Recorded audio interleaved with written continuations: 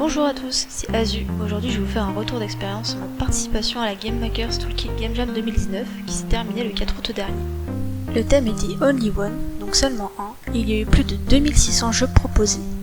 Les participants avaient 48 heures pour développer un jeu sur ce thème, en équipe ou en solo.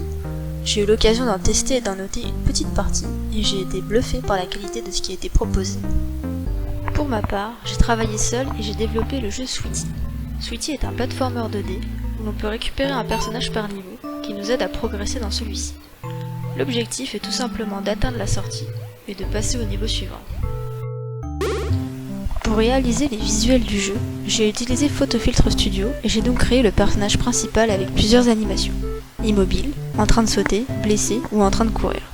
Et oui, c'est censé être un personnage qui court. J'ai également fait quelques personnages cubiques, tout simples. Pour l'animation, j'ai simplement descendu le personnage d'une ligne, ce qui donne l'illusion qu'il respire, et donc qu'il est vivant. J'ai également réalisé le tileset du jeu, et j'ai pu créer les niveaux simplement avec un clic de souris, grâce à un module 2D qui permet d'établir des règles spécifiques lorsqu'un sprite est à côté d'un sprite différent, à l'aide de flèches et de croix pour indiquer lequel il doit utiliser. Afin de donner une atmosphère unique à chaque niveau, j'ai utilisé un shader qui permet de modifier les couleurs, le contraste et la luminosité très facilement. Pour faire les musiques, je me suis rendu sur le site Beatbox et j'en ai fait une spécialement pour chaque niveau. Ça a demandé un peu de temps bien sûr, mais j'avais vraiment envie de rendre chaque niveau unique par ses visuels et par sa musique.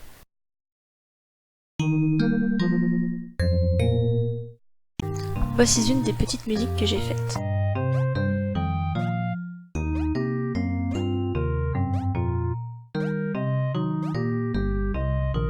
Concernant les sons, je me suis servi du logiciel RFXGen pour les générer. C'est très pratique et facile d'utilisation, et ça permet d'avoir rapidement des sons pour son jeu. J'ai essayé d'introduire une nouveauté par niveau, afin que le jeu ne soit pas monotone. Par exemple, on retrouve des plateformes qui bougent, des lasers, des pics,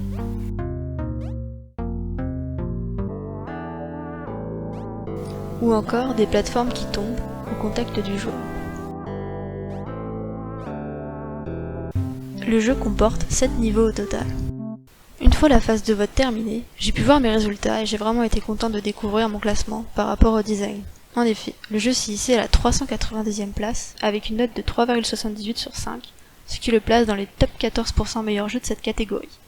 Étant donné que ça fait seulement 3 mois que je participe à des game jams et que je développe sous Unity, c'est un résultat qui me convient amplement. Par rapport au thème, c'est là que je pense avoir fait une erreur. J'aurais dû m'en servir de manière plus créative. Par exemple, en disposant plusieurs personnages par niveau et en laissant le joueur choisir le plus adéquat en fonction de la situation, tout en le limitant à un seul emplacement d'inventaire. Au lieu de ça, le thème ressemble plus à une contrainte dans mon jeu. Les retours ont été très positifs. Et je pense qu'il est important de remercier toutes les personnes qui ont pris le temps d'écrire un commentaire après avoir testé le jeu. C'est vraiment primordial de lire tous les feedbacks qu'on reçoit, de voir ce qui a plu de manière générale, ce qui a déplu, et bugs rencontrés pour pouvoir proposer une mise à jour par la suite. C'est également important de faire pareil pour les autres participants, d'aller tester leur jeu, d'être le plus constructif possible. Ainsi s'achève cette vidéo sur ma participation à la GMTK 2019. J'espère qu'elle vous aura plu, et je vous remercie pour votre écoute.